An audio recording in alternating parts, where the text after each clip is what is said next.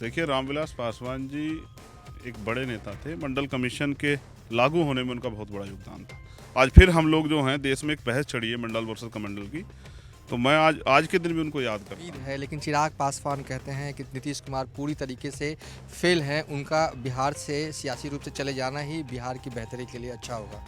देखिए, ये उनका व्यक्तिगत स्टेटमेंट है। उनके कुछ अनुभव रहे होंगे जिस आधार पे वो कह रहे हैं। दलितों पे अत्याचार बढ़ा ये कहते हाँ, बड़ा है और सभी सरकारों में बढ़ा है, लेकिन हम तो ये चाहते हैं कि ना हो, और जहाँ हो रहा है वहाँ कार्रवाई हो। मैं जहाँ जब आपने शुरू किया, आपने उत्तर प्रदेश की बात की, उस उत्तर प्रदेश में तो सांस भी नहीं ले पा रहे हैं। रोज हत्याएं, रेप और जारी है। और मैं यहाँ के मुख्यमंत्री से मांग करूंगा कि वो कठिन जो है, ठोस जो है काम करें।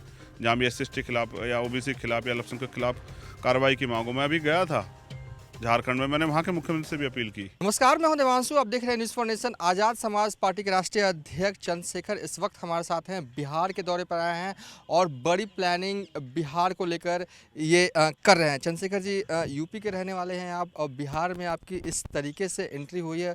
बार बार आपका बिहार आना क्या संकेत है? हम तो बिहार के लोगों का बड़ा सम्मान करते हैं जब वो उत्तर प्रदेश आते हैं। आप मुझसे कह रहे हैं कि मैं यूपी का रहने वाला हूँ। बुद्ध की धरती तो ये है। मैं तो इस धरती को प्यार करता हूँ। और बिहार क्रांति की धरती है, प्यार की धरती है, संघर्ष की धरती है। इस धरती से आए बगैर तो आंदोलन, क्रांति शुरू हो नहीं सकती देश में। तो मैं तो उसी प्रथा को आगे बढ़ाते हुए, जो यहाँ से प्रथाएं चली हैं, इसलिए हमारी जो भारत बहुजन समाज जोड़ो यात्रा है, वो 8 फरवरी से पश्चिम चंपारण से हम लोग शुरू कर रहे हैं।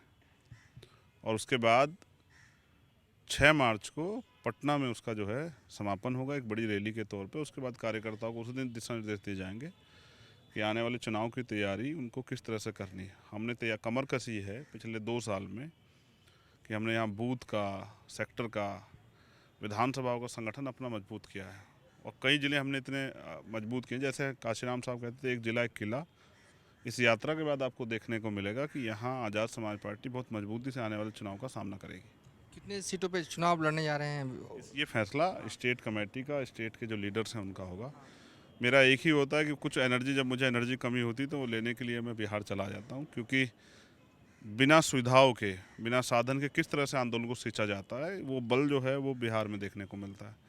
उस बल को, इस धरती को नमन करने में इसलिए ज़रूर जल्दी जल्दी आने का प्रयास करता हूँ, क्योंकि अभी देश में एक बड़ी लड़ाई जो है शुरू होने वाली है। जो लंबे समय से तैयार हुआ था, वो सब बेचने का काम जो है सरकार ने, केंद्र की सरकार ने किया। उसका खामियाजा कहीं ना कहीं बिहार को भी उठाना पड़ा, देश को भी उठाना पड़ा। एक खाका खींचा जा रहा है कि अब वंचित वर्ग के लोग गलती ना करें।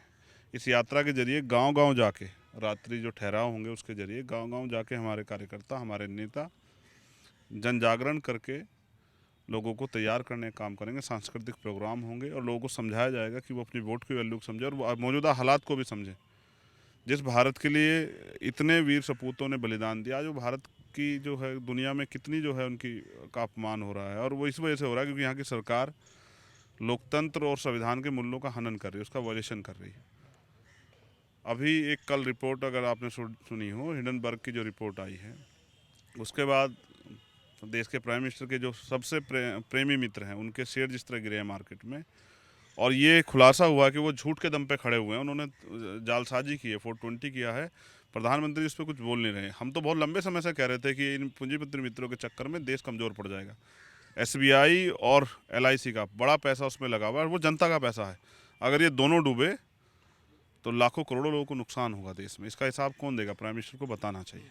बिहार में महागठबंधन की सरकार चल रही है। क्या आप मानते हैं कि ये सही चल रही है या कुछ दिक्कतें हैं? देखिए, मैंने एक मांग जो हमारी रखी है, वो SC/ST आयोग जो काफ़ी लंबे समय से जो है नहीं बना है, हम उसको दोबारा बनाने की मांग मुख्यमंत्री से कर रहे हैं। और वो इसलिए कर रहे हैं क्योंकि इन मुख्यमंत्री से हमें उम्मीद है, आज के जो मुख्यमंत्री हैं इस महागठबंधन, उनसे हमें उम्मीद है कि वो शेड्यूल कास्ट, शेड्यूल ट्राइब के बारे में सोचेंगे।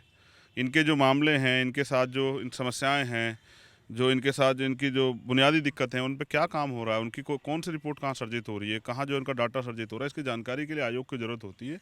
बहुत सारे स्टेट्स में है, और वर्तमान के मुख्यमंत्री से हमें उम्मीद है कि वो ST/ST आयोग और प्लस महिलाओं के सशक्तिकरण के लिए, उनके साथ जो हिंसा हो रही है उसमें रोक के लिए, और उनके लिए नए अवसर पैदा करने के लिए महिला आयोग भी जो है उसका भी गठन जल्दी करेंगे।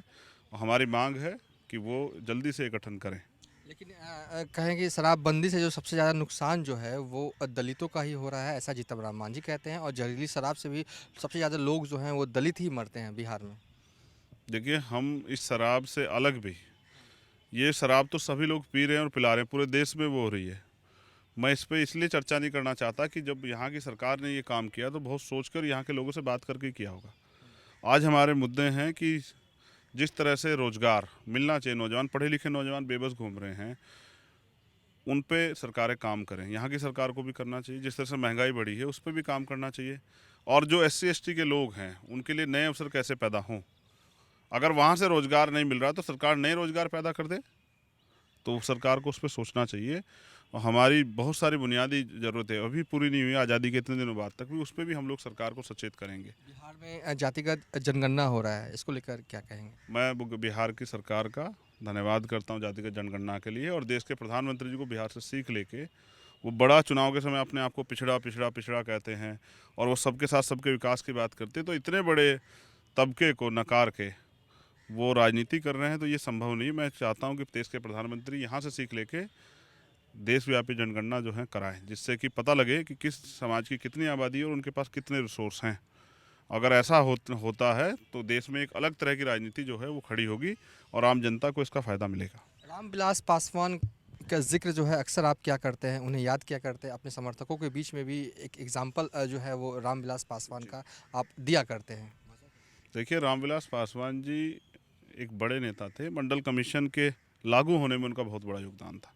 आज फिर हम लोग जो हैं, देश में एक बहस चढ़ी है मंडल वर्सेस कमंडल की, तो मैं आज के दिन भी उनको याद करता हूँ। और मैं उम्मीद करता हूँ जिस तरह से उन्होंने उस समय इन वर्गों में राजनीतिक चेतना, सामाजिक चेतना पैदा करने का काम किया, अब वही उसी काम को हम लोग जो हैं आगे बढ़ाने का काम अब कर रहे हैं कि इन वर्गों में राजनीतिक चेतना आए, सामाजिक चेतना आए, अपनी वोट की वैल्यू को समझें, अपनी समाज में भाईचारा पैदा करें और मिलजुल के जो तानाशाही सरकार केंद्र में बैठी है उसको सत्ता से बेदखल करने के लिए तैयार हो जाए। आपको सीएम नीतीश कुमार से कई मोर्चे पर उम्मीद है, लेकिन चिराग पासवान कहते हैं कि नीतीश कुमार पूरी तरीके से फेल हैं। उनका बिहार से सियासी रूप से चले जाना ही बिहार की बेहतरी के लिए अच्छा होगा।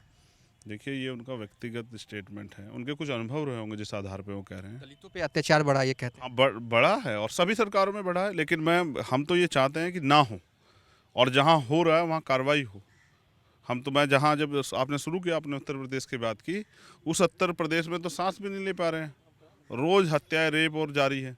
और मैं यहाँ के मुख्यमंत्री से मांग करूँगा कि वो कठिन जो है, ठोस जो है काम करें, जहाँ भी SC ST के खिलाफ या OBC के खिलाफ या अल्पसंख्यक के खिलाफ कार्रवाई की मांग हो। मैं अभी गया था झारखंड में, मैंने वहाँ के मुख्यमंत्री से भी अपील की कि उन्होंने वादा किया था कि हम मॉब लिंचिंग पे कानून बनाएंगे, तो वो अब तक नहीं बना। मैंने तो उनसे भी कहा, मैं सबसे कह रहा हूँ कि इन वर्गों से वोट लेने का तो आप लेते हैं, लेकिन इन वर्गों के हितों के लिए, तरक्की के लिए भी आप सोचिए। अगर अन्याय नहीं रोक पा रहे फिर सरकार क्या फ़ायदा।